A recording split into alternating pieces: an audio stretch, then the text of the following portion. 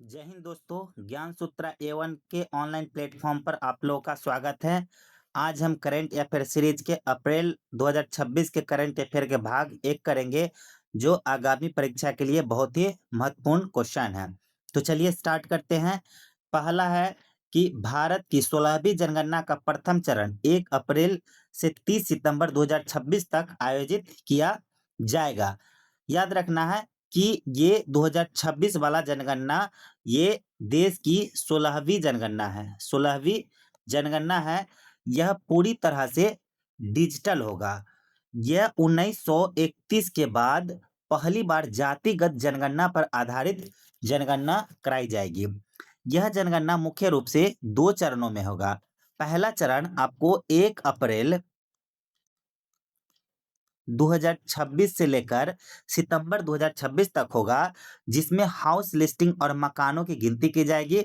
दूसरा चरण 1 मार्च 2027 से शुरू किया जाएगा। विशेषता क्या है? तो यह आज़ादी के बाद आठवीं जनगणना है, जबकि यह टोटल जो अभी तक जनगणना हुआ है उसमें 16वीं जनगणना है।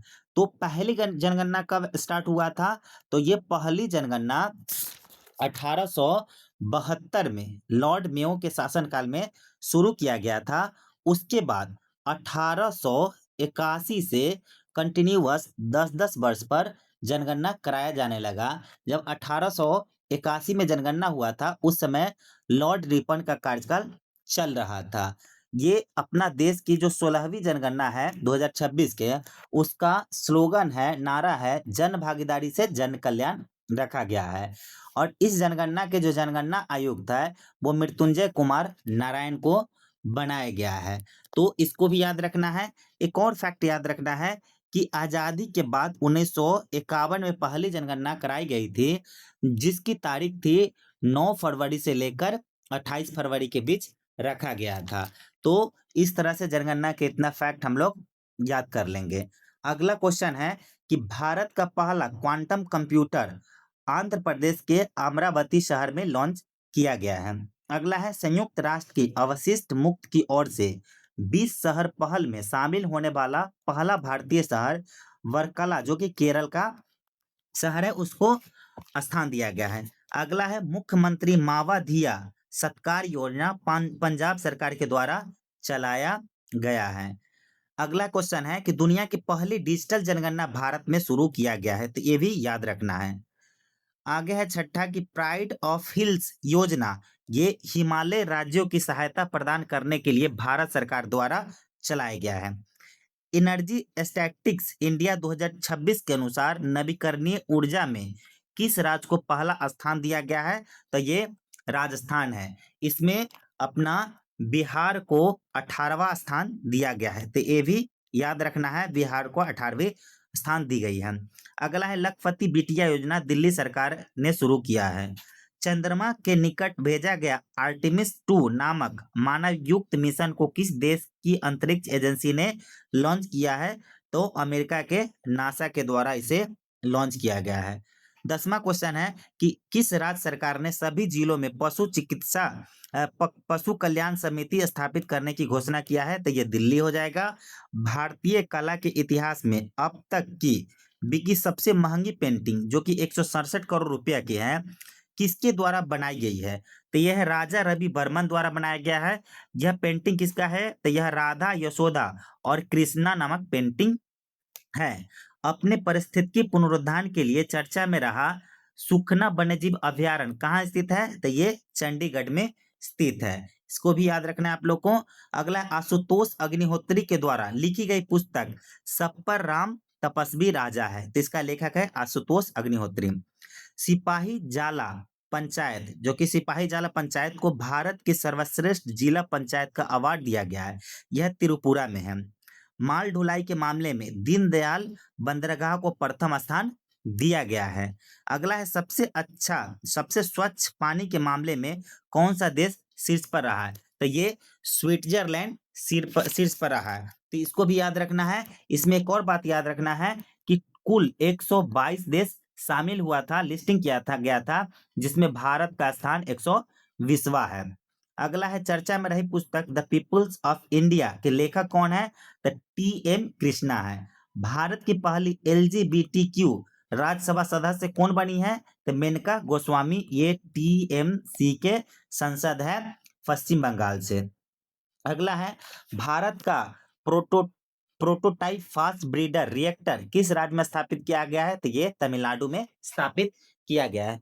दुनिया का पहला कमर्शियल अपर 6GHZ U6GHZ इंटरनेट नेटवर्किंग किस देश ने लॉन्च किया है? तो ये संयुक्त अरब अमीरात के द्वारा लॉन्च किया गया है। ऑपरेशन हिम सेतु सिक्किम में लॉन्च किया गया है। मेटा ने अपना नया एआई मॉडल म्यूज स्पार्क पेश किया है। अगला है चर्चा में रहा कलाई 2 जल परियोजना अरुणाचल प्रदेश में है। तो ये अरुणाचल प्रदेश में लोहित नदी पर है, याद रखना है, लोहित नदी पर ये परियोजना है, ये जल विद्युत परियोजना है। अगला है T20 इंटरनेशनल मैच में 9 विकेट लेने वाली दुनिया की पहली महिला क्रिकेटर लारा कार्डोसो ब्राजील की बन गई है। सिंधी भाषा में भारत के संविधान का नवीनतम संस्करण उपराष्ट्रपति सीपी राधाकृष्णन के द्वारा जारी किया गया है। भारत 2028 में होने वाला क्लाइमेट चेंज समिट की मेजबानी से पीछे हटने का फैसला लिया है। तो याद रखना है कि अभी तक कोई भी तैयार नहीं हुआ है इस समिट को मेजबान करने के लिए। अगला है किस बंदरगाह ने भारत के सबसे बड़े ऑटोमोबाइल निर्यात के केंद्र के रूप में रिकॉर्ड बनाया है? तो ये मुद्रा पोर्ट है गुजरात के कच्छ में ये बंदरगाह है। अब देखिए खबरों में रही हवांगसोंग 11GA किस देश द्वारा विकसित एक कम दूरी की मिसाइल है? तो ये उत्तर कोरिया द्वारा विकसित किया गया है। मशहूर पार्श्व गायिका है आशा भोसले का निधन हो गया है।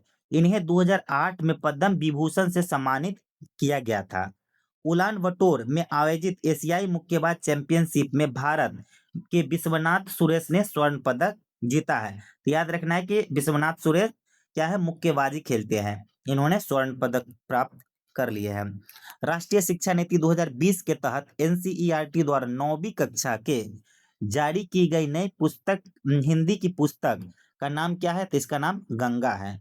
अब देखिए 9वां हिंद महासागर सम्मेलन किस देश में आयोजित किया गया है? तो ये मॉरिशस में। अगला है भारतीय सेना ने सिक्किम में सीमा रेडियो स्टेशन लॉन्च किया है। तो इसको भी आपको याद रखना है। अगला यूएसए में स्वामी विवेकानंद की पहली पूर्ण आकार की प्रतिमा का अनावरण कहाँ किया गया है? तो ये सिस्टल के डाउनटाउन में स्थापित किया गया है, याद रखना है इसको। उन्नत कृषि मेला 2026 का आयोजन मध्य प्रदेश में किया गया है। अगला है नारी शक्ति बंधन सम्मेलन नई दिल्ली में आयोजित किया गया है।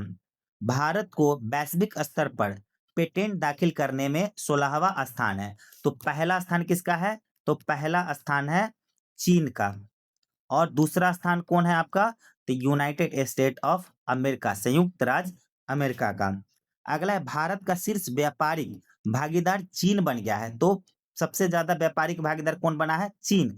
और दूसरा है बांग्लादेश बन गया है। ये यूएसए को पछाड़कर दूसरा व्यापारिक भागीदारी बन गया है भारत के साथ। अगला है प्रधानमंत्री नरेंद्र मोदी द्वारा श्री भैरव बिक्स मंदिर का उद्घाटन कहाँ किया गया है? तो यह मंदिर कर्नाटक राज्य में है। अगला है भारत में पहली बार केंद्रीय सशस्त्र पुलिस बलों का उच्च स्तरीय सम्मेलन कहाँ आयोजित किया गया है? तो ये नई दिल्ली में किया गया है। अगला है आईआरसीटीसी ने किस शहर से दिव्य दक्षिणा यात्रा ट्रेन शुरू करने की घोषणा की है? तो ये विशाखापट्टनम से।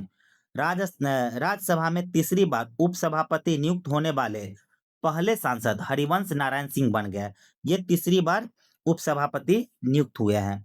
कर्नाटक में स्थित याना गुफाओं को राष्ट्रीय महत्व का भू विरासत का स्थल दर्जा दिया गया है, याना गुफाओं को। अब देखिए वर्ल्ड इकोनॉमिक्स फोरम 2026 के लिए यंग ग्लोबल लीडर के तौर पर जय शाह को मान्यता प्रदान की है। अगला है आपका कि बेंगलुरु में जल उपयोगिता निकाय को ऊर्जा प्रबंध के लिए आईएसओ प्रमाण पत्र मिला है, ये बेंगलुरु को। अगला है मेघालय राज्य ने खासी और गारो को आधिकारिक भाषाओं के रूप में मान्यता दी है। किसको? खासी और गारो के।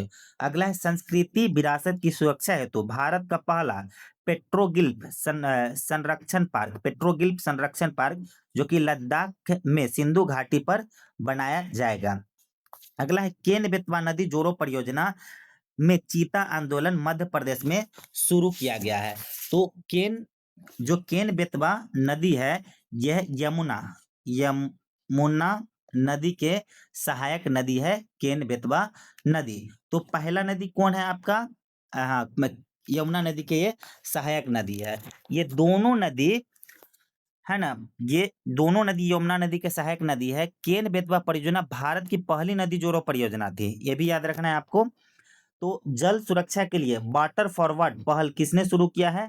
तो ये विश्व बैंक ने शुरू किया है। अगला है किस राज्य में स्थित शेखा झील अभ्यारण्य को भारत का 99वां रामसर स्थल घोषित किया गया है? तो ये उत्तर प्रदेश में है। तो पहला जो रामसर स्थल है वो कब 1981 में चिल्का झील को घोषित किया गया था। अब देखिए 99वां रामसर स्थल तो उत्तर प्रदेश के अलीगढ़ में घोषित किया गया है जो कि शेखा झील अभ्यारण्य है। तो 100वां कौन है? तो 100वां आपका है जयप्रकाश नारायण पक्षी अभ्यारण्य जो सुरदा ताल जो बलिया जिला में है। तो यहाँ पे याद रखना है 99वां भी उत्तर प्रदेश में और 100वां भी उत्तर प्रदेश में है। 99वां कहाँ है? तो उत्तर प्रदेश के शेखा झील अभ्यारण्य है। और 100वां कौन है? तो जयप्रकाश नारायण पक्षी अभ्यारण्य है जिसका सुरदाह ताल उत्तर प्रदेश बलिया जिला में है। और पहला कब? तो 1981 में बना था।